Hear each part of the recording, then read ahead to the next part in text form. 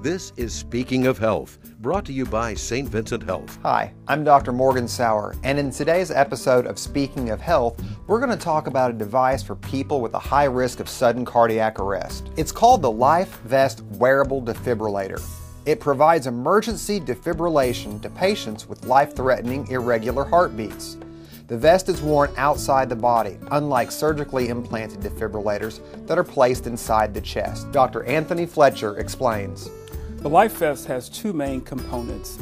There are a series of electrodes and a garment that sort of houses that, and then a monitor. The benefits of the LifeVest is a life-saving device that can be used as sort of a bridge for a patient who needs an internal defibrillator.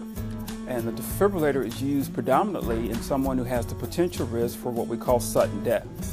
Sudden death is a series of events that can occur, mainly involving electrical activities of the heart, where the heart basically becomes unstable electrically and unable to sustain a good cardiac output. The LifeVest is a temporary mechanism by which that life-threatening arrhythmia can be identified, and then within less than a minute, that LifeVest can deliver a life-saving shock. We recently had a patient who had been identified as potentially having this sudden cardiac death syndrome.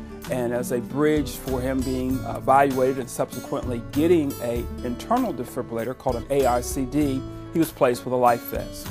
And unfortunately for him, but I should say fortunately, he had an episode of sudden cardiac death.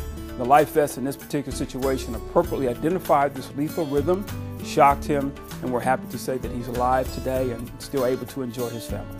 To learn more about the LifeVest Wearable Defibrillator, go to stvincenthealth.com. This has been Speaking of Health, brought to you by St. Vincent Health. Join us again next month to learn about another topic important to your health.